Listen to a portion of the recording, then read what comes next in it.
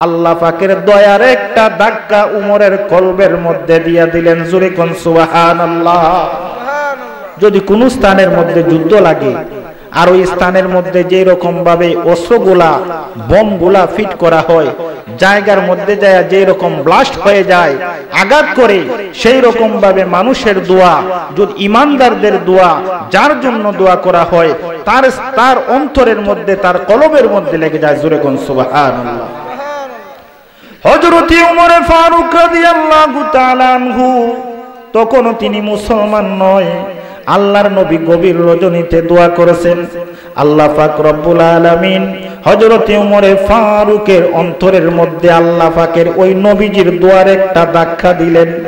এবার হযরত ওমর আল্লাহর নবীজিকে দেখার জন্য, আল্লাহর নবী মুহাম্মদ কি করে, কি তিলাওয়াত করে, কি পড়ে দেখার জন্য হযরত ওমর আড়ালে আড়ালে তাকিয়া নবীজি কি করেন, কিভাবে কোরআন তিলাওয়াত করেন, আল্লাহর নবীর সাহাবী হযরত ওমর আড়ালে তাকিয়া তাকিয়া দেখেন। জোরে কোন সুবহানাল্লাহ। হযরত ওমর আড়ালে তাকিয়া তাকিয়া তিনি দেখেন যে আল্লাহর হাবিব, যে নবীজিকে তামাম মক্কা নগরীর মানুষেরা জাদুকর বলে, যে মানুষেরা হযরতে রাসূল করিম সাল্লাল্লাহু আলাইহি ওয়াসাল্লামকে কবি বলে, গণক বলে, আসলে মানুষটা কি উনি আড়ালে আড়ালে তাকিয়া দেখতেছেন। এবার আল্লাহ পাক রব্বুল আলামিন হযরতে ওমর ফারুক রাদিয়াল্লাহু তাআলা আনহু আড়ালে তাকিয়া দেখতেছেন। আমার দয়াল নবী, মায়ার নবী, পবিত্র কুরআনুল কারীমের 29তম পারার মধ্যে একটা সূরা আছে, ওই সূরার নামটি হলো সূরাতুল হাক্কা। সূরার নাম কি? সূরাতুল হাক্কা। এই সূরাতুল হাক্কা নবীজি নামাজে দাঁড়ায়া দাঁড়ায়া তিলাওয়াত করতেছেন। জোরে কোন আল্লাহু আকবার। ওই সময় মুসলমানদের সংখ্যা ছিল খুবই কম। কোন বর্ণনায় 12 জন মুসলমান ছিলেন, কোন বর্ণনায় 39 জন মুসলমান ছিলেন। জোরে কোন আল্লাহু আকবার। আমার দয়াল নবী, মায়ার নবী বলেন, জগতের মানুষ, উমর এই সময় আমারে যেভাবে সহযোগিতা করছে, সাইয়েদনা সিদ্দিক আকবর আমারে যে রকম সহযোগিতা করেছে, যদি তারা একটা পয়সাও যদি আমি নবীজির খেদমতে, আল্লাহর রাস্তার জন্য, জিহাদের জন্য যদি দান করিয়াও থাকে, ওই সময়ে ওই টাকাটার এমন মূল্য, এমন দরকার ছিল, বর্তমান সময়ে কোটিপতি যদি আল্লাহর রাস্তায় তামাম বাংলাদেশ বিক্রি করিয়াও দেয়, তবু তাদের একটা পয়সা দানের পরিমাণ সমান হবে না। হযরত ওমর আল্লাহর নবীজি কি করেন আড়ালে আড়ালে তাকিয়া দেখতেছেন। এবার দেখতেছেন আল্লাহর নবী সূরাতুল হাক্কা তিলাওয়াত করেন। বিসমিল্লাহির রহমানির রহিম। আল হাক্কা মাল হাক্কা ওয়া মা আদরাকা মাল হাক্কা। আল্লাহু আকবার বলেন। আমার দয়াল নবী, মায়ার নবী সূরাতুল হাক্কা তিলাওয়াত করেন। হযরতে ওমর আড়ালে তাকিয়া তাকিয়া আল্লাহর কোরআন শুনে গো, অন্তরের মধ্যে কেন জানি কোরআন দিয়া বড় মায়া লাগে। যতই শুনে ততই মজা লাগে, ততই মধুর লাগে। এবার নবীজি যখন আরো কিছু আয়াত তিলাওয়াত করলেন, যতই শুনে ততই মজা লাগে। এবার হযরতে ওমর তো তখন মুসলমান না। হযরতে ওমর মনে মনে চিন্তা করতে লাগলেন, রে মুহাম্মদ, যেই বাক্যগুলা তিনি নামাজের মধ্যে দাঁড়ায়া দাঁড়ায়া তিলাওয়াত করতেছেন, এটা তো দুনিয়ার কোনো সাধারণ মানুষ নয়। হয়তো উনি কোনো কবি, বড় ধরনের কোনো কবি, যেই কবির সাহিত্যিক গুলা, কবির কথাগুলা নামাজের মধ্যে প্রকাশ করতেছে। কিন্তু আল্লাহর হাবিব যে কোরআন তিলাওয়াত করতেছেন, এটা কি দুনিয়ার কোনো কবি, দুনিয়ার কোনো সাহিত্যিক, দুনিয়ার কোনো মানুষ লেখছে না আল্লাহ লেখছেন? আর একটু জোরে কোন, কে লেখছে? আমার আল্লাহ রব্বুল আলামিন যেই কোরআন নাজিল করেছেন, এই কোরআনের মধ্যে কোনো ভুল নাই। এই কোরআন আল্লাহ পাকের লৌহে মাহফুজের কোরআন। এই কোরআনের মধ্যে 6666টা আয়াত আছে। রাসূল করিম সাল্লাল্লাহু আলাইহি ওয়াসাল্লাম বলেন, যারা এই কোরআনটা সিনায় ধারণ করব গো, যারা হাফেজে কোরআন হইব, হাফেজে কোরআনের সম্মান কেমন হবে? আল্লাহর রাসূল বলেছেন, জান্নাতের ময়দানে একটা একটা করে কোরআনের আয়াত তিলাওয়াত করবে, আর একটা একটা করে জান্নাতের বাগানের অট্টালিকার একটা একটা করে সিঁড়ি উপরের দিকে উঠবে। জোরে কোন সুবহানাল্লাহ। শুধু তাই নয়, হাফেজে কোরআন যারা হবে, রাসূল করিম সাল্লাল্লাহু আলাইহি ওয়াসাল্লাম বলেছেন, হাফেজে কোরআনদের মা বাবার সম্মান এমন হবে, কাল কঠিন হাসরের ময়দানে হাফেজে কোরআনদের মা বাবার মাথার মধ্যে স্বর্ণের আকৃতির একটা মুকুট থাকবে। জোরে কোন সুবহানাল্লাহ। এই স্বর্ণের মুকুট দেখিয়া, এই সুন্দর আকৃতির মুকুট জলমল জলমল করবে। এই মুকুটগুলা দেখিয়া হাসরবাসী তারা বুঝে ফেলবে যে সে দুনিয়ার কোনো সাধারণ মানুষ নয়, তিনি হলেন হাফেজে কোরআনের মা এবং বাবা। চিল্লায় কোন সুবহানাল্লাহ। বলতেছিলাম, হযরত ওমর আল্লাহর কোরআন তিলাওয়াত শুনে আড়ালে তাকিয়া, এবার আল্লাহ পাক রব্বুল আলামিন কোরআনের আয়াত নাজিল করলেন, নবীজি তিলাওয়াত করতেছেন। ওমর মনে মনে ভাবতেছেন, মনে হয় এটা দুনিয়ার কোন সাহিত্যিক বড় কবি, মনে হয় মুহাম্মদ কবি বড় একজন পণ্ডিত কবি, যিনি এই কথাগুলা বলতেছেন নামাজের ভিতরে। এবার আল্লাহর নবী এই আয়াতের পরে অন্য একটা আয়াত শেষের দিকে আছে, আল্লাহর রাসূল কোরআন তিলাওয়াত করতেছেন, বিসমিল্লাহির রহমানির রহিম, ওয়ামা হুয়া বিকাউলি শাইরিন কলিলাম মা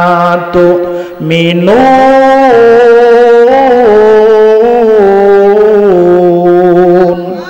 ঘোষণাকার আমার আল্লাহ একটা ডাক দিয়া কয়, জগতের মানুষ, যিনি এই কোরআন তিলাওয়াত করতেছে গো, এই দুনিয়ার কোন সাহিত্যিক, দুনিয়ার কোন কবি, দুনিয়ার কোন শায়ের, দুনিয়ার কোন সাধারণ মানুষের এই কোরআন নয়। কোন শায়ের এই কোরআন লেখে নাই, কোন কবি এই কোরআন লেখে নাই। এই কোরআন হলো আমি আল্লাহর। জোরে কোন সুবহানাল্লাহ। এবার উমর এতক্ষণ ভাবছিলেন মনে হয় কোনো কবির লেখা। এখন আল্লাহর রাসূল যখন এই আয়াতটা তিলাওয়াত করতেন, হযরত উমর এই আয়াতের অর্থগুলা খুব সুন্দরভাবে তিনি বুঝতেন, যেহেতু ওনার ভাষা ছিল আরবি। জোরে কন্না আল্লাহু আকবার। এবার হযরত উমর ভাবলেন, কিরে, আমি ভাবলাম মনে হয় দুনিয়ার কোনো সাধারণ কবি কিংবা দুনিয়ার কোনো বড় মাপের কবি এই কোরআন লেখছে। এবার দি রাসূল নামাজের মধ্যে দাঁড়ায় দাঁড়ায় পড়তেছেন, দুনিয়ার কোনো কবি, দুনিয়ার কোনো কবি, দুনিয়ার কোনো সাহিত্যিক, দুনিয়ার কোনো শায়ের এই কোরআন লেখে নাই। জোরে কোন সুবহানাল্লাহ। এবার তিনি মনে মনে ভাবতেছেন, যেহেতু দুনিয়ার কোনো কবি এই কোরআন লেখে নাই, মনে হয় মুহাম্মদ সাল্লাল্লাহু আলাইহি ওয়াসাল্লাম মনে হয় তিনি বড় ধরনের কোনো পণ্ডিত অথবা বড় ধরনের কোনো এমন এক জ্ঞানী প্রজ্ঞান আল্লাহ পাক ওনারে দান করেছেন, মনে হয় তিনি গণক। জোরে কন্না নাউজুবিল্লাহ। আল্লাহর রাসূল কি গণক? গণক নয়। আমার আল্লাহ পাক রব্বুল আলামিন এই আয়াতের পরে অন্য একটা আয়াত নাজিল করলেন, যে আয়াতের মধ্যে আল্লাহর রাসূল বলতেছেন, ওয়ামা হুয়া বিকাউলি কাহিন কলিলাম মা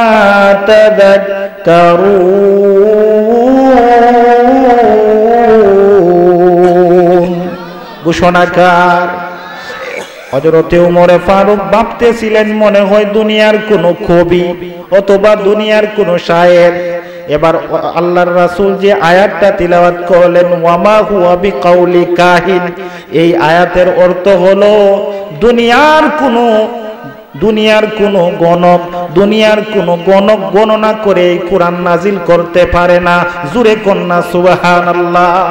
হযরতে উমর আড়াল থেকে ভাবতেছেন কি রে, আমি একবার মনে মনে ভাবলাম মনে হয় দুনিয়ার কোন সাহিত্যিকে লেখছে, আল্লাহর রাসূল দিন নামাজের মধ্যে দাঁড়ায়া এটার উত্তর দিয়া দিছে।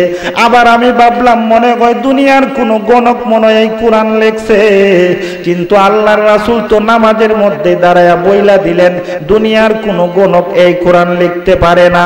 আল্লাহর রাসূল এর পরের আয়াতের মধ্যে তিলাওয়াত করেন, তানজিলুম মির রাব্বিল আলামিন। এই কোরআন এমন এক কোরআন, যে কোরআন আমার আল্লাহ পাক রব্বুল আলামিন স্বয়ং নিজে লৌহে মাহফুজ থেকে এই জমিনের মধ্যে আল্লাহর রাসূলের মাধ্যমে দুনিয়াবাসীদেরকে উপহার দিয়েছে। হযরত ওমর ওই দিন এই কোরআনের আয়াতগুলা শুনিয়া নবীজির প্রতি বড় মায়া লেগে গেছে।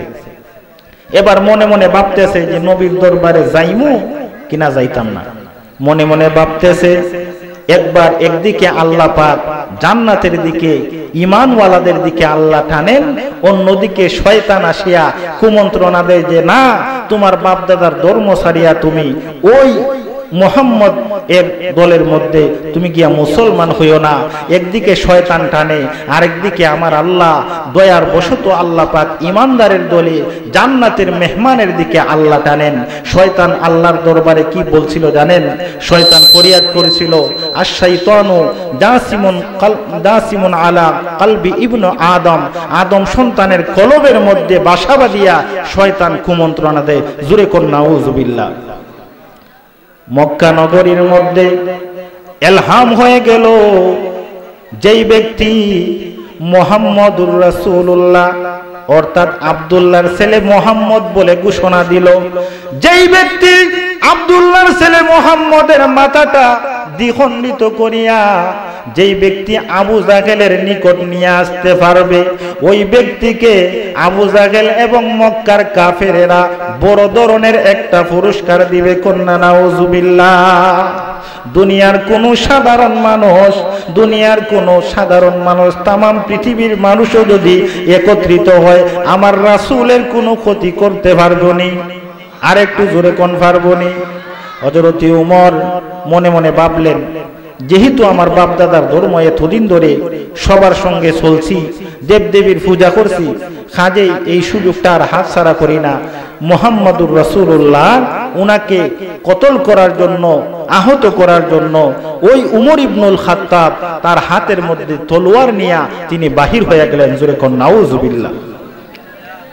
আল্লাহর নবীজির সাহাবী হযরত উমরে ফারুক রাদিয়াল্লাহু তাআলা আনহু, তিনি যখন ওনার তলোয়ার নিয়ে বাহির হলেন, বাহির হইয়া আল্লাহর নবীজি কোন জায়গার মধ্যে আছে নবীজিরে তালাশ করার জন্য তলোয়ারটা উপরে উঠায়া দৌড়তেছে।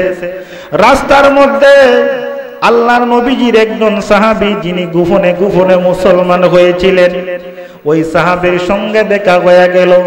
সাহাবী প্রশ্ন করলেন, উমর, ওই উমর তুমি কোথায় যাইতেছো?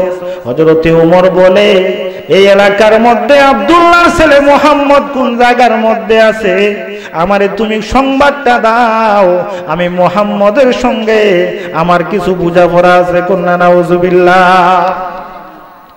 এবার আল্লাহর নবীর সাহাবী যিনি জিজ্ঞাসেন কোথায় যাইতেছো, ওই নবীজির সাহাবী তিনি নিজে জানেন যে হযরত উমরের বোন, যার নাম ছিল ফাতেমা বিনতে খাত্তাব। জোরে কন্যা আল্লাহু আকবার। এই ফাতেমা বিনতে খাত্তাব তিনি গোপনে গোপনে মুসলমান হয়েছেন, নবীজির কালেমা পড়েছেন, এবং ফাতেমা বিনতে খাত্তাব উমরের বোন এবং বোন জামাই তারা দুইজনই কালেমা পড়ে মুসলমান হয়েছেন। জোরে কোন সুবহানাল্লাহ। উমর একটা ডাক দিয়া কয়, উমর তুমি কোথায় মুহাম্মদের কাছে যাইবা? মুহাম্মদ ইসলামের দাওয়াত দেয়, আল্লাহর একত্ববাদের দাওয়াত দেয়। ওই মুহাম্মদের কাছে যাওয়ার আগে তুমি জানোনি তোমার বোন এবং তোমার বোন জামাই যে মুসলমান হইছে। এবার উমর থমকে গেলেন, ইরে আমি তো মুসলমান হই নাই, আমার বোনটা কিভাবে মুসলমান হইল? একটা দৌড় দিয়া বোনের বাড়ির মধ্যে চইলা গেল। বাজানো ওই বাড়ির মধ্যে যা দেখতেছে আল্লাহর নবীর সাহাবী হযরতে উমরের বোন ফাতেমা বিনতে খাত্তাব এবং ওনার স্বামী সাইদ, তারা দুইজনই আল্লাহ পাক রব্বুল আলামিনের কোরআনের আয়াত তিলাওয়াত করতেছে। আল্লাহর কোরআন, এই কোরআনের আয়াত তিলাওয়াত করতেছে। এবার হযরত উমর দরজার মধ্যে গিয়ে আওয়াজ করলেন, বনে বুঝতে বাকি রইল না আমার ভাই আইছে। কিন্তু ভাই এমন ভাই যার এমন গুসা এমন রাগ ছিল, আল্লাহর নবী স্বয়ং নিজে বলেছেন উমর যে রাস্তা দিয়া যায় শয়তান 40 দিন পর্যন্ত ওই রাস্তা দিয়া যায় না বয়ে। জোরে কন্যা আল্লাহু আকবার। হযরতে উমর বনের ঘরের মধ্যে গিয়া প্রবেশ করলেন। প্রবেশ করিয়া ওই বনরে এমন ভাবে মারতে লাগলেন, ওনার বোন জামাইরেও মারতে লাগলেন। মারতে মারতে মারতে মারতে এমন একটা সময় বোনের জন্য বড় মায়া লেগে গেল, বোন জামাইয়ের জন্য বড় মায়া লেগে গেল। এবার উমর ডাক দিয়া কয়, বোন রে বোন, তুমি এতক্ষণ এই ঘরের মধ্যে বসিয়া কি তিলাওয়াত করছিলাই? আমি তো বাকি তাইকা শুনছি। যদি তোমার মনে হয় যে আমার এই আয়াতগুলা দেখাইবা, তাইলে দেখাইতে পারো। আমিও এই আয়াতগুলা দেখতে চাই। আমি মুহাম্মদের জবানের মধ্যে শুনছি গো, কিন্তু কোনোদিন সচক্ষে আমি আল্লাহর এই কোরআনের আয়াতগুলা দেখতে পাই নাই। জোরে কন্যা সুবহানাল্লাহ। হযরতে উমর ফারুক রাদিয়াল্লাহু তাআলা আনহুর বোন ফাতেমা বিনতে খাত্তাব, ওই ফাতেমা বিনতে খাত্তাব হযরতে উমর ফারুক রে বলেন, ভাই গো, আপনি তো বর্তমানে নাফাক অবস্থায় আছেন। আল্লাহর কোরআন পড়তে গেলে ওযু করা লাগে, ওই তো পবিত্র হওয়া লাগে। আপনি যদি গোসল না করেন তাহলে এই আল্লাহর কোরআনের আয়াতগুলা আপনি চুইতে পারবেন না। জোরে কোন সুবহানাল্লাহ। লা ইয়ামাসসুহু ইল্লাল মুতাহহারুন। পবিত্রতা ছাড়া আল্লাহর কোরআনকে স্পর্শ করা যায় না। কথা বলুন ঠিক কিনা? আল্লাহর নবীর খলিফা হযরতে উমর ফারুক রাদিয়াল্লাহু তাআলা আনহু তিনি গোসল করলেন। গোসল করিয়া আইসা বোনের ঘরের মধ্যে বোন একদিকে খান্দে বইনে মারছেন, আবার বইনে আল্লাহর কোরআনের আয়াতগুলা সামনে দিয়া দিছেন। ভাই যেহেতু পবিত্র হয়েছেন, নেন আল্লাহর কোরআনের আয়াতগুলা আপনার সামনে দিলাম। এবার আল্লাহর নবীর সাহাবী হযরতে উমর ফারুক তিনি দেখতেছেন ওনার সামনে আল্লাহ পাকের কয়েকটা আয়াত নাজিল করা হয়েছিল। যে আয়াতগুলা ওনার সামনে ছিল, আয়াতগুলা হলো, সূরার নাম ছিল সূরাতুত তাহা। সূরার নাম কি? সূরাতুত তাহা। তাহা নামে একটা সূরা আল্লাহর কোরআনের মধ্যে আছে, যেই সূরাটা 16তম পারার প্রায় 11 পৃষ্ঠায়, হিফজুল কোরআনের 11 পৃষ্ঠায় এই সূরাটা আছে। জোরে কন্যা সুবহানাল্লাহ। হযরতে উমর ফারুক রাদিয়াল্লাহু তাআলা আনহু আল্লাহর ওই কোরআনটা দইরা পবিত্র হইয়া তিলাওয়াত করতেছেন। তাহা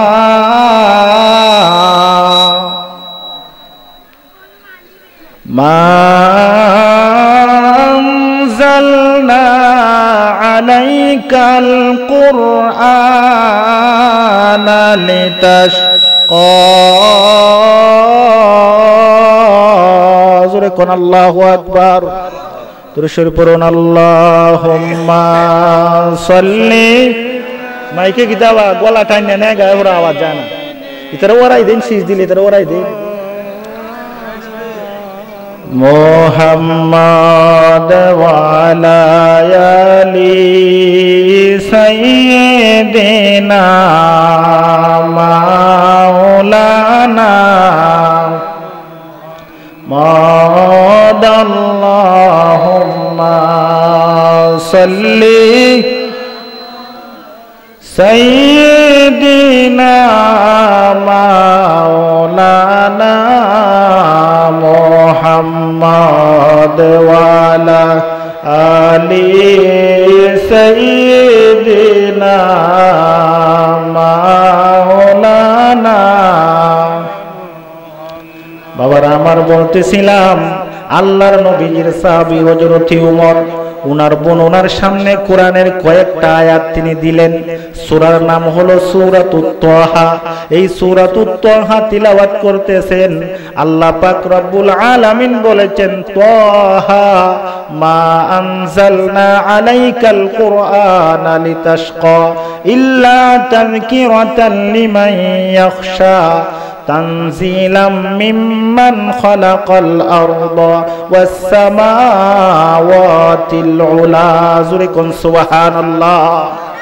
আল্লাহ বলেন তিনি কোরআন নাজিল করেছেন, যিনি আসমান, যিনি জমিন, যিনি জগতের জগৎ সৃষ্টি করেছেন, ওই আল্লাহ এই কোরআনকে নাজিল করেছেন। জোরে কোন সুবহানাল্লাহ। হযরত উমরে ফারুকের অন্তরটা বড় প্রশস্ত হয়ে গেল, আল্লাহর ভয় অন্তরের মধ্যে পয়দা হয়ে গেল।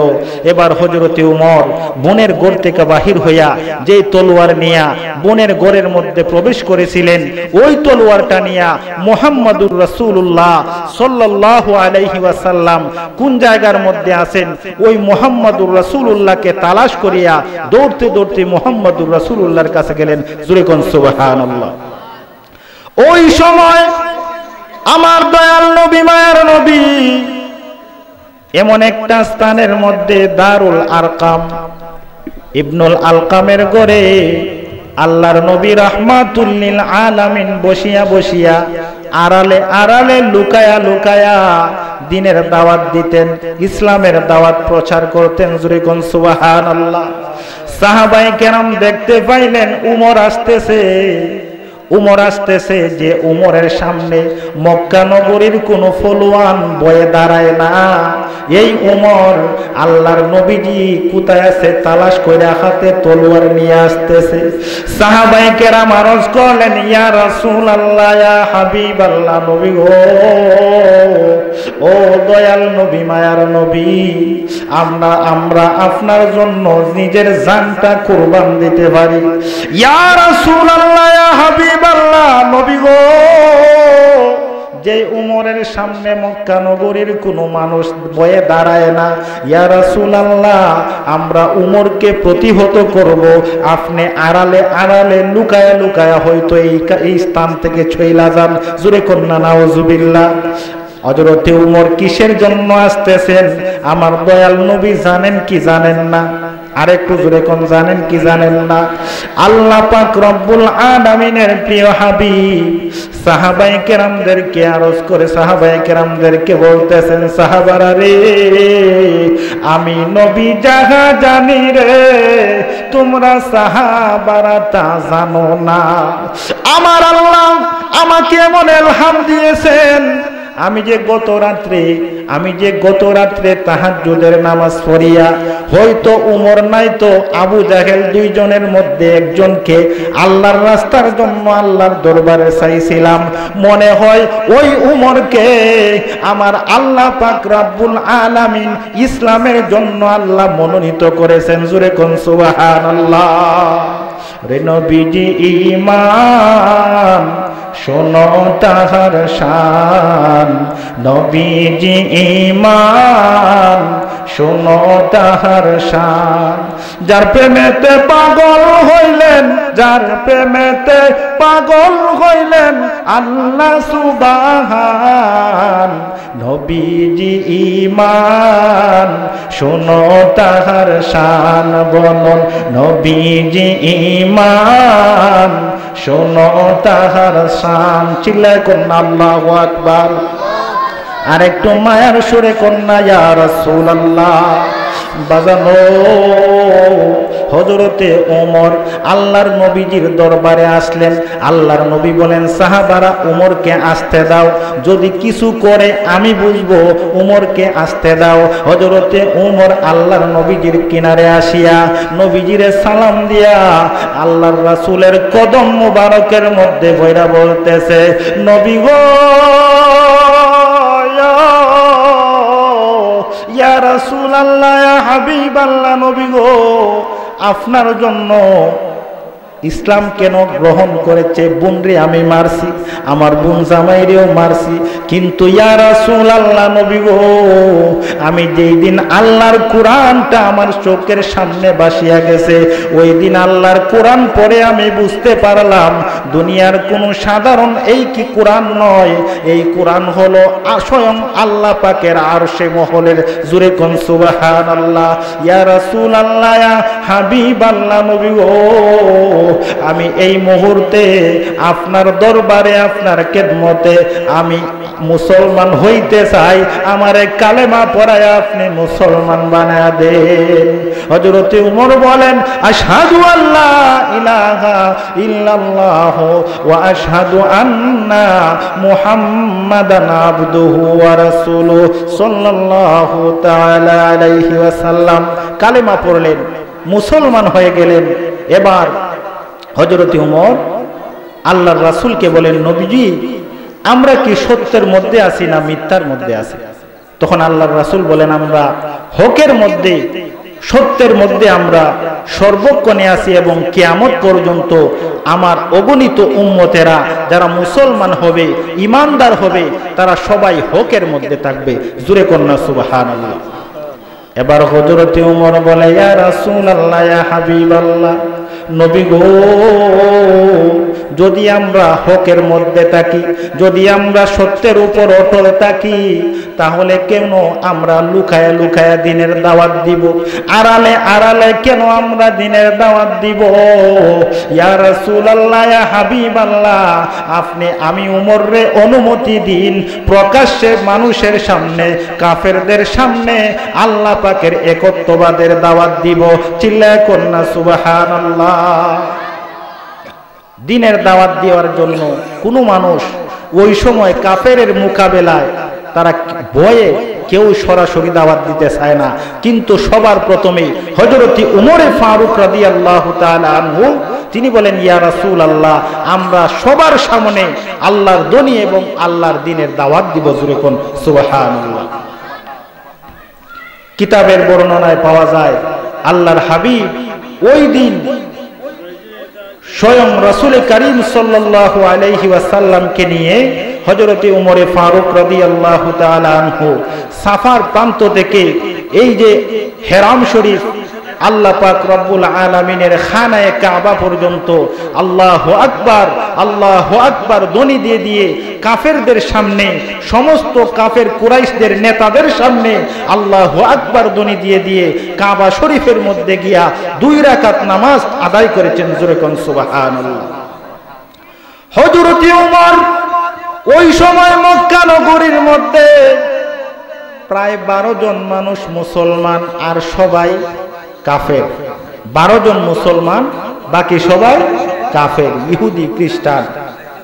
আল্লাহর নবীর সাহাবী হযরতে ওমরে ফারুক রাদিয়াল্লাহু তাআলা আনহু মক্কাতুল মুকাররমার উঁচু একটা স্থানের মধ্যে যাইয়া সমস্ত মক্কাবাসীরা লক্ষ্য করিয়া বলতেছেন, মক্কার মানুষেরা রে, আমি ওমর কিছুক্ষণ পূর্বে আল্লাহর নবীজির হাতে হাত রাখিয়া আল্লাহ পাকের মনোনীত ধর্ম ইসলাম গ্রহণ করেছি। আমি ওমর তোমাদেরকে একটা জিনিস এলহাম করতে চাই, জানাইতে চাই। ইকো কমাই দিন, ইকো কমাই দিন, বা ইকো কমাই দিন, বুঝা যায় না আওয়াজ, ইকোটা একটু কমাই দিন। হযরতে ওমর বলতেছেন, হে মক্কার কাফেরেরা, হে মক্কার সর্দারেরা, আমি ওমর তোমাদেরকে একটা জিনিস জানাইতে চাই। আমি মুসলমান হয়েছি এবং আজকে থেকে সবার সামনে প্রকাশ্যভাবে দ্বীনের দাওয়াত দিব। যদি এই মক্কা নগরীর মধ্যে কোনো এমন বাপের সন্তান থেকে থাকো যে যার মার বুক খালি করতে চাও, যদি এমন কোন সন্তান থেকে থাকো যে নিজের স্ত্রীরে, নিজের পুত্ররে তুমি এতিম বানাইতে চাও, নিজের স্ত্রীর যদি তুমি বিধবা বানাইতে চাও, তাহলে আমি উমরের সঙ্গে বর্তমানে এই মক্কা নগরীর মধ্যে আমার সঙ্গে মোকাবিলা করো। চুরি কন্যা আল্লাহু আকবার। সমস্ত ইহুদি খ্রিস্টান কাফেরের দলেরা তরতর করে কাঁপতেছে। চুরি কোন সুবহানাল্লাহ। আবু জাহেল বাহির হইল, আবু জাহেল বাগির হইয়া বলতেছে, কিরে আল্লাহু আকবারের ধ্বনি শোনা যায়, কার এমন বুকের ফাটা, কার এমন এত সাহস আল্লাহু আকবার ধ্বনিটা দিয়া হেরাম শরীফের মধ্যে আল্লাহর ঘর খানায়ে কাবার মধ্যে গেল। বাহির হইয়া দেখতেছে আল্লাহর নবীজির সাহাবী হযরতে উমরে ফারুক রাদিয়াল্লাহু তাআলা আনহু। জোরে কন্যা সুবহানাল্লাহ। আবু জাহেল উমরকে দেখিয়া ভয় পায়া বয়ে কাঁপতে কাঁপতে আবার যেই জায়গা থেকে আসছিল ওই স্থানের মধ্যে চলে আইছে। হযরতে উমর ফারুক রাদিয়াল্লাহু তাআলা আনহুকে মুনাফিক কাফের ইহুদি খ্রিস্টানেরা এত ভয় পাইতো। জোরে কোন সুবহানাল্লাহ। তো দরুদ শরীফ পড়ুন, আল্লাহুম্মা সাল্লি আলা সাইয়্যিদিনা মাওলানা ওয়ালা আলি সাইয়্যিদিনা মাওলানা। বাবারা আমার, আল্লাহর নবী স্বয়ং রাসূল করিম সাল্লাল্লাহু আলাইহি ওয়াসাল্লাম হাদিস শরীফের মধ্যে ইরশাদ করেন, আনা খাতামান নাবিয়িনা লা নাবিয়্যা বাদি, আমি সর্বশেষ নবী, আমি নবীর পরে আর কোন নবী দুনিয়াতে আসবে না। যদি কোনো মানুষ নবী দাবি করে তাহলে সে হবে মৃত্যু কাজ্জাব। কথা বলুন ঠিক না বেঠিক? বর্তমানে একটা দল আছে যার নাম হলো কাদিয়ানি। তারা ওই কাদিয়ানি নিজেকে নবী দাবি করেছিল। বলুন না নাউজুবিল্লাহ। আল্লাহর রাসূল যেই স্থানের মধ্যে যেই জায়গায় হাদিস শরীফের মধ্যে বলেছেন, আনা খাতামান নাবিয়্যিনা লা নাবিয়্যা বাদি, আমি সর্বশেষ নবী, আমার পরে আর কোনো নবী আসবে না। বর্তমান সময়ে এই রকম মুনাফিক মার্কা মানুষ যারা কোনো সময় নিজের ঈসা নবী, কোনো সময় নিজেকে মুসা নবী, কোনো সময় নিজেকে মুহাম্মদ নবী বইল্লা দাবি করে, এই রকম মৃত্যুকদের দুনিয়ার মধ্যে আসবে। আল্লাহর রাসূল জানতেন কি জানতেন না? আর একটু জোরে কোন জানতেন কি জানতেন না? এই জন্য কোন আশিক বলে, কত আলেম গেল জালেম হইয়া, কুরআন পড়ে সন্ডালে, শুধু সাধুর বাত মিলে না সোনার হার বেশের গলে। যদি চিনি তো কুরআন হয়তো মানুষের কল্যাণ, মুখে মুখে সব মুসলমান, কাজের বেলায় টনটনা, সুদ খাইলে নামাজ হইতো না। ঠিক না বেটি? মাসেক জানো না, ঘুষ খাইলে নামাজ হবে না। ওরে মক্কা যদি খোদা পাইতো, নবী পাইতো মদিনায়। ঠিক কিনা? কেউ ফিরিয়া না আসিত হজ করিতে যারা যায়, কেউ যায় টাকার গুমানে, কেউ যায় দেশ ভ্রমণে। অনেক হাজিরা যায় হজের জন্য আনিতে সোনা দানা, সুদ খাইলে নামাজ হবে না। আসে জানো না, ঘুষ খাইলে নামাজ হবে না। ঠিক না বেটি? যদি আল্লাহর রাস্তায় খরচ করেন, একটা পয়সা যদি আল্লাহর রাস্তায় খরচ করেন, আল্লাহ স্বয়ং নিজে বলেছেন, আমার বান্দার একটা টাকাকে আমি আল্লাহ এমন ভাবে বাড়িয়ে দিই, কাল কঠিন হাসরের ময়দানে এই একটা টাকার সব পরিমাণ পাহাড় সমতুল্য হয়ে যাইবে। চিল্লায় কোন সুবহানাল্লাহ। আল্লাহর নবী হযরতে উমরে ফারুক রাদিয়াল্লাহু তাআলা আনহুর জন্য তিনি বলেছেন, আনা খাতামান নাবিয়িনা লা নাবিয়্যা বাদি, আমি সর্বশেষ নবী, আমি নবীর পরে আর কোন নবী দুনিয়াতে আসবে না। কিন্তু নবী হওয়ার জন্য যে যোগ্যতা লাগে, নবী হওয়ার জন্য যে তাকওয়া লাগে, নবী হওয়ার জন্য যে পরহেজগারি লাগে, যদি আমার সাহাবীদের মধ্যে কারো মধ্যে এই রকম বিদ্যমান থাকে, এই রকম আকল জ্ঞান থাকে, একমাত্র আমার উমরে ফারুকের ভিতরে আছে। চিল্লায় কন্যা সুবহানাল্লাহ। আল্লাহর নবীজির শ্বশুর হযরতে উমরে ফারুক। জোরে কোন সুবহানাল্লাহ। আমরা কি অনেকে জানি নবীজির শ্বশুর হযরতে উমরে ফারুক রাদিয়াল্লাহু তাআলা আনহু, নবীজির শ্বশুর হযরতে সিদ্দিকে আকবর রাদিয়াল্লাহু তাআলা আনহু। জোরে কোন সুবহানাল্লাহ। বিশিষ্ট সাহাবী চারজন, হযরতে সিদ্দিকে আকবর, উমর, উসমান, হযরতে আলী। জোরে কোন সুবহানাল্লাহ। এদের মধ্যে দুইজন হলেন নবীজির শ্বশুর, আর বাকি দুইজন হলেন নবীজির মেয়ের জামাতা। জোরে কোন সুবহানাল্লাহ। আল্লাহর নবীর সাহাবী হযরতে উমরে ফারুক রাদিয়াল্লাহু তাআলা উনার কেমন চক্ষু, উনার কেমন ক্ষমতা ছিল চিন্তা করেন। মসজিদে নববীর মধ্যে তিনি যখন বাদশা খেলাফত প্রাপ্ত হয়েছেন, হযরতে উমরে ফারুক খুতবা দিতেছেন, হঠাৎ করে খুতবার মধ্যখানে বলতেছেন ইয়া সারিয়াতাল জাবাল, জোরে কোন সুবহানাল্লাহ। খুতবার আগের সঙ্গেও ইয়া সারিয়াতাবনে জানিমিল জাবাল এই শব্দের কোনো মিল নাই, খুতবার পরেও এই শব্দের কোনো মিল নাই। মধ্যখানে তিনি বলছেন ইয়া সারিয়াতাবনে জানিমিল জাবাল, চিৎকার মেরে বলুন সুবহানাল্লাহ। হযরতে উমর যখন খুতবা শেষ করলেন, নামাজ পড়লেন, নামাজ পড়িয়া মুসলমানদের মধ্যে কিছু মুনাফিক ছিল, ওই সময়ে ছিল, এই জন্য আল্লাহ মুনাফিক নামে একটা সূরা নাজিল করেছেন, যেই সূরাটা হলো পবিত্র কুরআনুল কারীমের 28তম পারায় প্রায় 13 নম্বর পৃষ্ঠার মধ্যে হিফজুল কোরআনে এই মুনাফিক সম্পর্কে আল্লাহ স্বয়ং নিজে সতর্ক করেছেন। এই মুনাফিকদের একটা লিস্টি ছিল আল্লাহর রাসূলের দরবারে। দুনিয়ার কোন মানুষ, দুনিয়ার কোন সাহাবাদেরকে এই লিস্টি দিয়ে যান নাই, একমাত্র একজন সাহাবীকে এই মুনাফিকের লিস্টি দেওয়া হয়েছিল, যিনার নাম ছিলেন হযরতে হুযায়ফা, জোরে কোন সুবহানাল্লাহ। আল্লাহর নবীর সাহাবী হযরতে ওমর, এই উমরের তাকওয়া পরহেজগারি কেমন ছিল?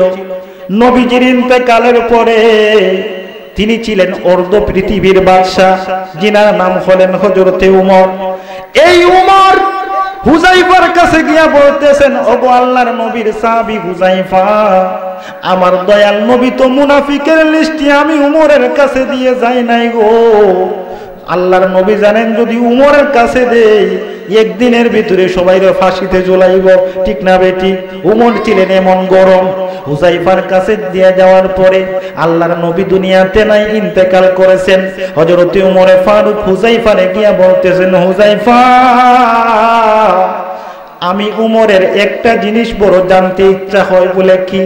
বলে আমি তো খলিফাতুল মুসলিমিন, অর্ধ পৃথিবীর বাদশা আল্লাহ আমারে বানাইছেন, কিন্তু আমার দয়াল নবী তো মুনাফিকের লিস্টি আমার কাছে দিয়ে যান নাই। ও হুযায়ফা, তুমি বলো না তোমার কাছে দে আল্লাহর নবী মুনাফিকের লিস্টি দিয়া গেছেন, এই লিস্টির মধ্যে আমি উমরের নামটা আসেনি। যদি আমার নামটা মুনাফিকের লিস্টির মধ্যে তাইকা থাকে গো, আমি উমর জনমের মতো তওবা করব, আমার আমলটারে আমি সংশোধন করব, আল্লাহ পাকের প্রিয় হাবিবের মহব্বতলা মানুষ হয়ে আমি কবরের মধ্যে যাইতে চাই। জোরে কোন সুবহানাল্লাহ। হুযায়ফা তাকায় দেখতেছেন যে আল্লাহর নবীর সাহাবী উমর, যে উমরকে আল্লাহ পাক রব্বুল আলামিন নবীজির পরে সিদ্দিকে আকবর, সিদ্দিকে আকবরের পরে উমরের স্থান তৃতীয় নম্বরে হলেন হযরতে উমর। জোরে কোন সুবহানাল্লাহ। যে উমরের শানে আল্লাহর রাসূল বলেছেন তারা 10 জন হলেন জান্নাতের সুসংবাদ প্রাপ্ত, এদের মধ্যে একজন ছিলেন হযরতে উমর। চিল্লায় বলুন সুবহানাল্লাহ। হুযায়ফা একটা ডাক দিয়া কয়, উমর, ও উমর, আপনি এমন সময় মুসলমান হয়েছিলেন যেই সময় নবীর সঙ্গে কোনো যুদ্ধওয়ালা কোনো ফলোয়ান ছিল না।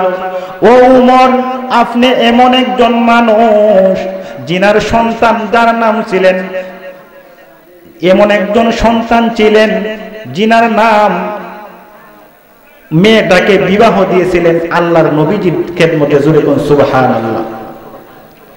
এই মেয়েটাকে বিবাহ দেওয়ার পরে আপনি হলেন নবীজির শ্বশুর। নবীজির শ্বশুর হওয়ার পরেও আপনার নামটা কি করে মুনাফিকের লিস্টির মধ্যে থাকতে পারে? কাজে আপনার এই লিস্টির মধ্যে, মুনাফিকের লিস্টির মধ্যে আপনি উমরের নামটা নাই। জোরে কন্যা সুবহানাল্লাহ। এবার চিন্তা করেন যে আল্লাহর নবীজির জান্নাতের সুসংবাদ প্রাপ্ত হওয়ার পরেও নিজে মুনাফিকের লিস্টের মধ্যে নাম আছে, এইটা জানার জন্য হুযায়ফার কাছে গেলেন। এমন তাকওয়াবান হযরতে উমর ছিলেন। চিল্লায় বলুন সুবহানাল্লাহ। এই উমর খুতবার মধ্যে খুতবা তিলাওয়াত করতেছেন, মধ্যখানে পড়েছেন ইয়া সারিয়াতাবনে জানিমিল জাবাল, এই আয়াতটা পড়ার পরে আয়াতের পরের অংশের সঙ্গেও মিল নাই, আগের অংশের সঙ্গেও মিল নাই। এবার সমস্ত মানুষেরা নামাজ পড়লো, নামাজ পড়িয়া কিছু মুনাফিক তারা জিগাইতেছে, হে উমর, আপনি যে খুতবার মধ্যে একটা আয়াত তিলাওয়াত করেছেন, ইয়া সারিয়াত ইবনে জানিমিল জাবাল, আপনি পাহাড়ের কথা বলেছেন, আসলে এই পাহাড় সম্পর্কে তো আজকে খুতবার আলোচনার বিষয় নয়, আপনি এই কথাটা কেন বললেন আমাদেরকে একটু বইলা দিন। জোরে কন্যা সুবহানাল্লাহ। আল্লাহর নবীর সাহাবী হযরত ওমর সমস্ত সাহাবায়ে কেরামদেরকে বলতেছেন, সাহাবারা রে, কিছুদিন আগে, প্রায় 1 মাস আগে, আমার মুসলমান বাহিনীর সেনাপতি দিয়া পারস্যের জমিনে ইহুদি খ্রিস্টানদের সঙ্গে, কাফেরদের সঙ্গে যুদ্ধ করার জন্য পাঠাইছিলাম। আমি যখন জুমার নামাজের মধ্যে খুতবা দিতেছি, আমার চক্ষু বন্ধ করিয়া আমি দেখতেছি গো, আমার ওই মুসলমান সেনাপতি সহ তাদের দলেরা দুই দিকে দুইটা রাস্তা, একদিকে হলো পাহাড়, অন্যদিকে হলো সমতল ভূমি, সমান ভূমি। তারা সমান ভূমির দিকে, এই কাফেরদের বয়ে সমান ভূমির দিকে দৌড়াইতেছে। এবার আল্লাহর নবীর সাহাবী হযরত ওমর বলেন, আমি দেখতে পাইলাম তারা যদি সমান ভূমি দিয়া দৌড়ায়া যায় তাহলে তারা পরাজয় হইব, তারা কখনো কাফেরদের মোকাবিলায় টিকতে পারবে না। আবার যদি তারা পাহাড়ের চূড়ার মধ্যে উঠে যায় তাহলে নির্ঘাত তারা কাফেরদের মোকাবিলায় জয়ী হইবে। এই জন্য আমার মুসলমান সেনাপতিরে আমি এই মদিনাতুল মুনাওয়ারা থেকে বলে দিয়েছি, ইয়া সারিয়াত ইবনে জানিমিল জাবাল, চিৎকার মেরে বলুন সুবহানাল্লাহ। নবীর সাহাবী যারা ছিলেন, ইমানদার যারা ছিলেন, সবাই বিশ্বাস করছেন যে উমর যেই কথা বলেছেন এই কথা আমাদের বিশ্বাস হয়েছে। কিছু কিছু মুনাফিক তারা আর বিশ্বাস হইল না যে উমর মদিনা থেকে এই এতদূর পারস্যের মধ্যে ইয়া সারিয়াত ইবনে জানিমিল জাবাল বলবে আর তারা শুনে ফেলবে, আমাদের বিশ্বাস হয় না। তারাও ছিল মুসলমান। দূরে কন্যা নাউজুবিল্লাহ। অন্যান্য সময় মুসলমানেরা, নবীর সাহাবারা যখন যুদ্ধ জয় করে আসেন, মদিনার রাস্তার মধ্যে সমস্ত ইমানদারেরা দাঁড়ায় থাকে ওনাদেরকে ইস্তেকবাল জানানোর জন্য, স্বাগত জানানোর জন্য। জোরে কোন সুবহানাল্লাহ। কিন্তু ওই দিন ইমানদারের আগে মুনাফিক যারা ছিল তারা সবার আগে গিয়া ফুল নিয়ে রেডি হইছে যে মুসলমানদের সেনাপতিরে জিগাইবে যে উমর যে মদিনা থেকে ইয়া সারিয়াত ইবনে জানিমিল জাবাল বলছে, তোমরা শুনছো কিনা? জোরে কোন না সুবহানাল্লাহ। আরেকটু জোরে কোন সুবহানাল্লাহ। মুসলমানদের সেনাপতি পারস্য জয় করে আসতেছে, সবার আগে দেখা যায় মুসলমান মুনাফিক মার্কা মুসলমান যারা, তারা সবার আগে ফুল নিয়ে রেডি, আপ্যায়ন করবে, স্বাগত জানাইবে। মুসলমানদের সেনাপতি সর্বপ্রথম আসলেন, তাদের উপর ফুল দেওয়া হইল। এবার মুনাফিকের সর্দার বলতেছে, হে মুসলমানদের সেনাপতি, তোমার কাছে আমি একটা জিনিস জানতে চাই, মদিনায় প্রবেশ করার আগে এই কথাটা আমারে বইলা দিয়া যাইবা। মুসলমানের সেনাপতিরে বলতেছে, হে আল্লাহর বান্দা, তুমি ওই দিন অমুক বারে জুমার দিন, জুমার নামাজের সময়, খুতবা চলাকালীন সময়, জুমার নামাজের টাইমে তুমি উমরের কণ্ঠে কোনো আওয়াজ শুনছো কিনা? জোরে কন্যা সুবহানাল্লাহ। মুসলমানের সেনাপতি আশ্চর্য হইয়া বলতেছে, হে, এই খবর তো একমাত্র আমি জানি, তুমি জানলা কিভাবে? জোরে কন্যা সুবহানাল্লাহ। এই খবর তো একমাত্র আমি জানি, কিন্তু তুমি কেমন করে জানলা? আল্লাহর নবীর সাহাবী হযরতে ওমরে ফারুক রাদিয়াল্লাহু তাআলা আনহু জুমার নামাজের সময় ইয়া সারিয়াত ইবনে জানিমিল জাবাল বলছে মদিনা তাইকা, আর পারস্যে প্রায় 1000 মাইল দূরে ওই স্থানের মধ্যে মুসলমানদের সেনাপতির কর্ণের মধ্যে ইয়া সারিয়াত ইবনে জানিমিল জাবালের আওয়াজটা গিয়া পৌঁছায় দিয়েছেন কে? আরেকটু ধরে কোন কে? ওই মুসলমান সেনাপতি বলতেছে, যদি ওই সময় হযরত ওমর মদিনা থেকে আমাদেরকে খবর না দিত তাহলে আজকে তোমরা আমরা সাহাবীর চেহারা দেখতাম না, আমরা সকলেই শহীদ হয়ে যাইতাম। আমরা ওই পাহাড়ের দিকে যাওয়ার কারণে আমরা কাফেরদের মোকাবিলায় জয়ী হয়েছি। জোরে কোন সুবহানাল্লাহ। আল্লাহর নবীজির সাহাবীদের ক্ষমতা আছে কি নাই? যে সাহাবীদের নাম নিলে বলতে হয় রাদিয়াল্লাহু আনহুম ওয়া রাদু আন, যাদের প্রতি আল্লাহ এবং আল্লাহর রাসূল খুশি। জোরে কোন সুবহানাল্লাহ। সে আল্লাহর নবীজির সাহাবী, উনাকে এমন বই করতেন শয়তান পর্যন্ত বই করে এই রাস্তা দিয়ে যাইতো না। মদিনা শরীফে আল্লাহর নবীর সাহাবী হযরতে উমর ফারুক যখন বাদশা ছিলেন, ওই সময় ঘরের মধ্যে শিশু বাচ্চারা যদি খানা না খায়, অনেকে ভয় পাওয়ার জন্য বলে যে ভূত আইতাছে তাড়াতাড়ি খাও, এরকম বলে কি বলে না? আমার কথা বোঝা যায়নি?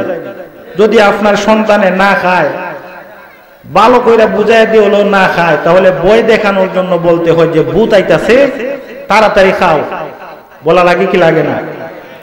আল্লাহর নবীর সাহাবী হযরতে উমর ফারুক যেই সময় এই স্থানের মধ্যে মদিনাতুল মুনাওয়ারার মধ্যে বাদশাহী পেয়েছেন, এলাকার মা বোনেরা যাদের সন্তান ছোট ছোট বাচ্চারা ছিলেন, ছোট ছোট বাচ্চারা যদি দুষ্টামি করত, ছোট ছোট বাচ্চারা যদি খানা না খাইতো, ওই সময় মা বোনেরা বলতেন উমর আইতাছে তাড়াতাড়ি খা। জোরে কোন না সুবহানাল্লাহ। বাচ্চারা পর্যন্ত ভয় পাইতো। জোরে কোন আল্লাহু আকবার। সে উমরকে শুধু শিশু বাচ্চা নয়, নবীজির স্ত্রীগণ তারাও ভয় পাইতেন। জোরে কোন আল্লাহু আকবার।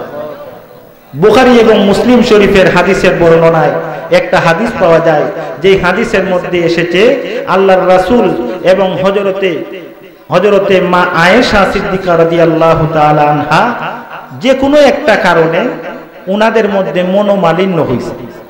এখন একে অপরের সঙ্গে কথা বলেন না, মনোমালিন্য ঝগড়া হয়েছে যে কোনো কারণে। এবার আল্লাহর নবী ডাক দিয়া বলতেছেন, আয়েশা আর কতক্ষণ তুমি চুপ থাকবা? আসো আমরা এই বিষয়ের একটা সুরাহা করি, এই বিষয়ের একটা মীমাংসা করি। এবার আয়েশা বলতেছেন ঠিক আছে, আপনি মীমাংসা করেন। এবার আল্লাহর নবী বলতেছেন তাহলে আমি উমরকে ডাকি, উমরে আয়েশা বিচারটা করে দে।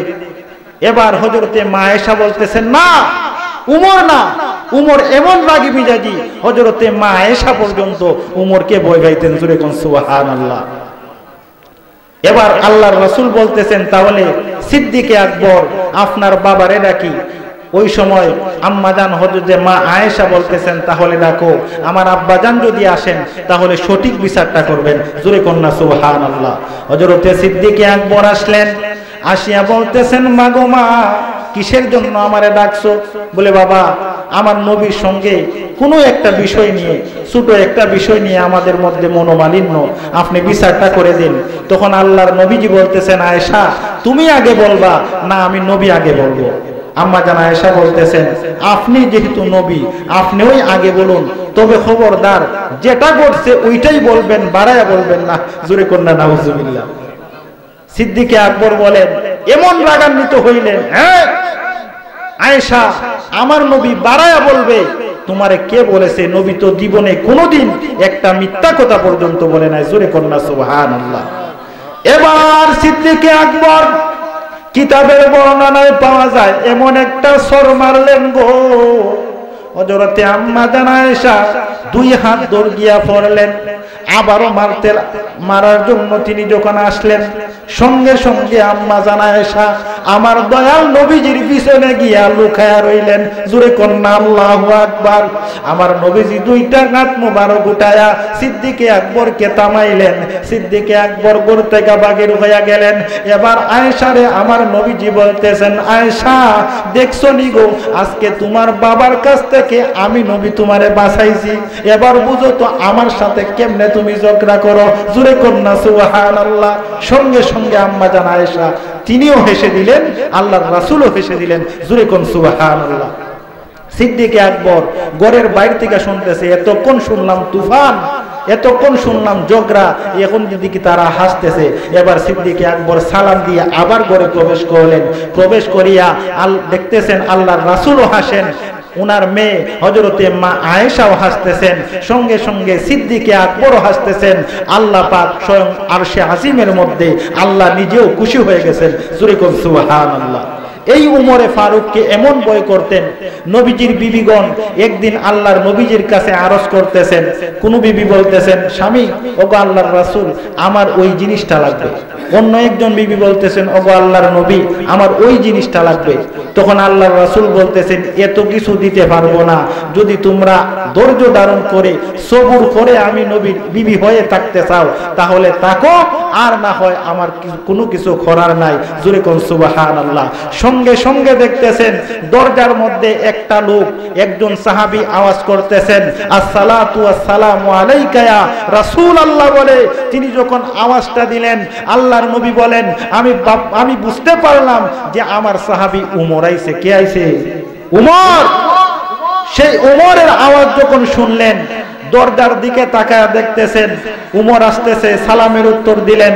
বাম দিকে তাকায় দেখেন যত বিবিরা ছিলেন, যত বিবিরা আরজ করেছিলেন, কোনো বিবি আর ঘরের মধ্যে নাই, সবাই বয়ে আড়ালের মধ্যে চলে গেছেন। জোরে কোন সুবহানাল্লাহ।